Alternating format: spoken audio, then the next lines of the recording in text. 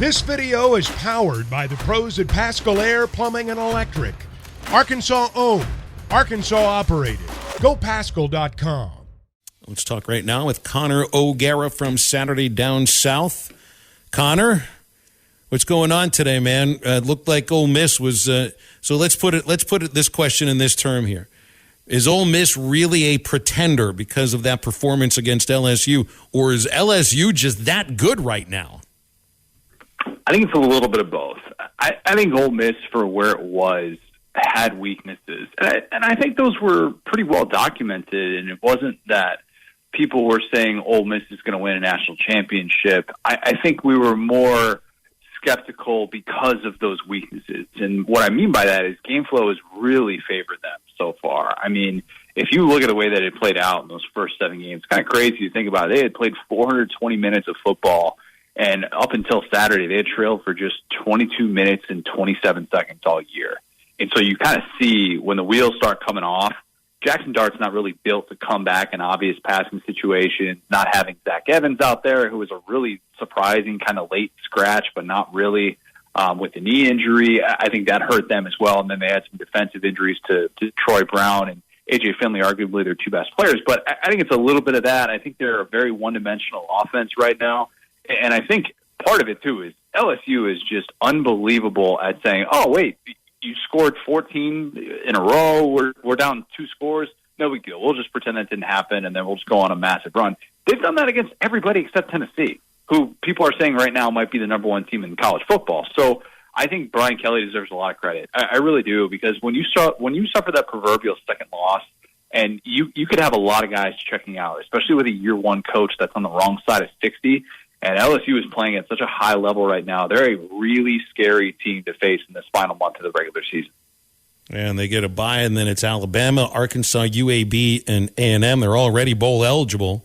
And I read this morning about a freshman linebacker for LSU, Harold Perkins Jr., who's becoming a huge difference maker for them. This is someone who had played the inside in high school, not playing there now, but you know, the trick for LSU has been getting him and B.J. Ojulari on the field at the same time. That's happening now, and they got into the backfield a lot and caused some havoc. And that's one thing moving forward. You're going to see a lot more of Harold Perkins on the field. Yeah, he is a game wrecker. He's one of those guys that we're going to look up 2 years from now. He's going to have multiple all-conference selections. He's going to be at all that NFL draft love. 5-star recruit who truly looks the part, and Matt House deserves a ton of credit for putting him in those right spots and for saying, yeah, we're going to trust that a true freshman can come into this league and disrupt offenses, and he has done that. But my biggest defensive takeaway from that was, as Arkansas fans know, watching this LSU secondary sometimes has to be really frustrating because you see obviously the Arkansas pieces as a part of it. When Joe Fouché makes the Odell Beckham Jr. one-handed grab in the end zone like that, Arkansas fans had to just throw up in their mouths a little bit, right? Just a little bit.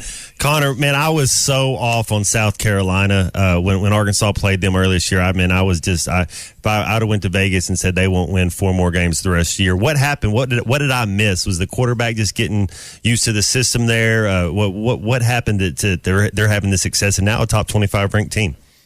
Yeah, so the crazy thing is offensively, I mean, South Carolina fans want Marcus Satterfield, their offensive coordinator. They want him gone. I mean, they're really frustrated. If you just kind of look at some of the raw numbers with them, you might think, oh, South Carolina's got like a pretty good offense. But like what's actually been more so the story is the defensive improvement that they've shown. And Shane Beamer challenged his team before that Kentucky game. He said to his defensive line, like, you guys are supposed to be the strength of this unit. They got 2 5-stars on that defensive line with Zach Pickens and Jordan Birch, and they have finally looked like a group that is capable of being able to keep their head above water in that division. And against that A&M offensive line, I mean, I thought they really took over. So, yeah, it's been their defensive improvement, and then it's Beamer ball. I mean, you return the opening kickoff for a touchdown, and you're up 17-0 in the middle of the first quarter because of turnovers and what you were able to do to capitalize on them. And even though you've had some pretty frustrating play calling and you haven't necessarily gotten the ball into the hands of your best playmakers, and Marshawn Lloyd needed more love in that game early, you still kind of look up and you're like, wow, we're in really good position to control and win this game. And then sure enough, they They beat A&M for the first time in program history, and you're kind of realizing South Carolina has a chance to go 8-4 in the regular season, and they could very easily finish their season in a Florida bowl game.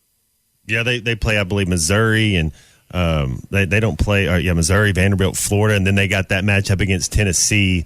So I think they could win Missouri, Vanderbilt, Florida. I don't think they got enough. You think they got enough to beat Tennessee if everybody has all their bullets? So in the preseason, I definitely had South Carolina beating Tennessee, Ooh. and I had Tennessee at 9-3. But no, I'm not sticking with that. There's no way. I mean, I can't. Look, I think Shane Beamer deserves a ton of credit for being able to understand the situation that he walked into, knowing that they needed a change in mindset. And that's what I thought he did such a great job of last year, where they were so bad in the first three quarters of that game against A&M. They had 13 total yards or something like that in the first three quarters of that game, which they lost 44-14. And to see the difference between those two programs in a year is really telling. And that tells you a lot about Jimbo Fisher as well. But I think South Carolina, the way that they match up with Tennessee, not ideal. Not ideal. I love Cam Smith on the outside, the South Carolina corner, who is kind of their next great stud defensive back. Of course, everybody remembers J.C. Horn, but they are a team that, in my opinion, has its limitations. And when they're not getting those special teams touchdowns and they're not necessarily forcing turnovers in the same sort of way, I don't know that they're going to be quite as elite, but I do think that South Carolina is moving in the right direction, and even if they get blown out by Tennessee, they should still feel pretty encouraged. A&M's 3-4, 5 games left. There are no guaranteed wins on that schedule for them because right now they haven't won a game on an opponent's home field. They do have to travel to Auburn. Who knows what the situation is with Auburn by then? UMass is the only guaranteed win for A&M, and even at that, I don't know if I'd say that's guaranteed. Aggies might miss a bowl game this year. UMass is guaranteed, Phil. Come on. I mean, UMass is playing that defense with Don Brown, with the single high safety, and you can go over the top of them. Even A&M can have some explosive plays against that defense. They're pretty sorry. Look, I think that right now the conversation about Jimbo Fisher and the buyout is separate from what is wrong with this team. To me, they're not paying $86 million to get rid of Jimbo Fisher. I mean, I keep the numbers literally sitting here on my desk just so that I never slip up and talk myself into them actually paying that buyout. Because if you want to pay less than $50 million to fire the guy, you got to wait until after 2026. And that's assuming that he doesn't do anything to somehow get another extension from Ross Bjork. So, the numbers are just insane. I don't even know if that's real money, if that exists. But I think the issue is Jimbo Fisher needs a play call. 8 consecutive games against Power 5 competition in which they have not hit 25 points. That can't happen. That just can't. Jimbo Fisher needs to turn the reins over to somebody else. I think that throwing $2.5 million at Dan Mullen makes a lot of sense. I think going up to Nebraska, getting Mark Whipple a $2 million bag makes a lot of sense. But Jimbo Fisher can't run this offense anymore. He's had too many failed quarterbacks. He's going to waste all of this talent if he is not willing to look himself in the mirror and realize that this just is not working. Yeah, sprinkle something else in there. That we got one top 25 matchup this week in the SEC, Kentucky at Tennessee. It's a 12.5 point. Any chance Kentucky can go into Knoxville and get the dub? I don't think. Or what do they have to do? Yeah. Yeah. So their path is a little bit different than what I would have thought like last year, because this game was a shootout last year. It was fun. It was Will Levis, Hendon Hooker kind of going back and forth. I mean, nearly 700 combined passing yards in this one. And it could have a really similar formula this year because both of these teams have such great depth at receiver. Kentucky's path to winning this game has to be balanced. It has to be getting those explosive plays in the passing game after utilizing play action. That, to me, is when Kentucky's really humming. When they get Berrien Brown, the true freshman, over the top, the guy who can just he can run past anybody. That to me is kind of what takes this offense to a different level, and a level that they didn't even necessarily have last year. Wandale Robinson wasn't going to go over the top and beat you in that way. So I think that Kentucky has the ability to make this a true 4-quarter game. But the question is, can they actually cover on the outside? Can any human being cover Jalen Hyatt right now? Because nobody's been able to do that. And then if Tennessee gets Cedric Tillman, who their best returning receiver coming into this year, arguably the best returning receiver in the SEC and one of the best in all of college football, if they get him back healthy, coming off of the tightrope procedure that he had, then that takes this offense to an even scarier level. So I don't think Kentucky wins this game, but I do think they finally have the tools to be able to play 4-quarter shootouts against Tennessee. Arkansas, Auburn, Saturday.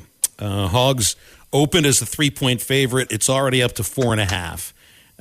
I don't know a lot of people who think Auburn, has necessarily what it takes here to turn things around. I mean, this is a team that gives the ball away at an alarming rate. They never take it away. They can't throw the ball at all. Haven't been able to stop many teams on the ground. Gosh, they got gashed by Ole Miss.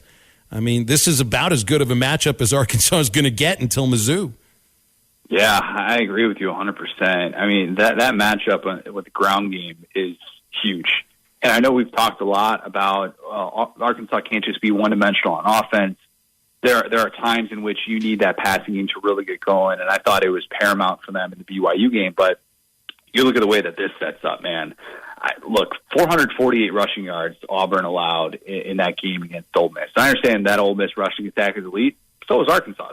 So you would think coming off of a bye week, Rocket Sanders, KJ Jefferson, 1-2 punch all day. You can rely on that. You can keep this defense on the field and wear them down. They have very limited depth right now on that defensive line. Derek Hall deserves so much better. All right. Football is back, and BetOnline remains your number one source for all your football betting needs this season. You'll find the latest odds, matchup info, player news, and game trends. And as your continued source for all sports wagering info, BetOnline features live betting, free contests, live scores, and giveaways all season long. Always the fastest and easiest way to bet on all your favorite sports and events like MLB, MMA, tennis, boxing, and even golf. Head to betonline.ag to join and receive your 100% welcome bonus with your first deposit. Make sure to use the promo code BELIEVE to receive your rewards. That's BLEAV. Bet online, where the game starts.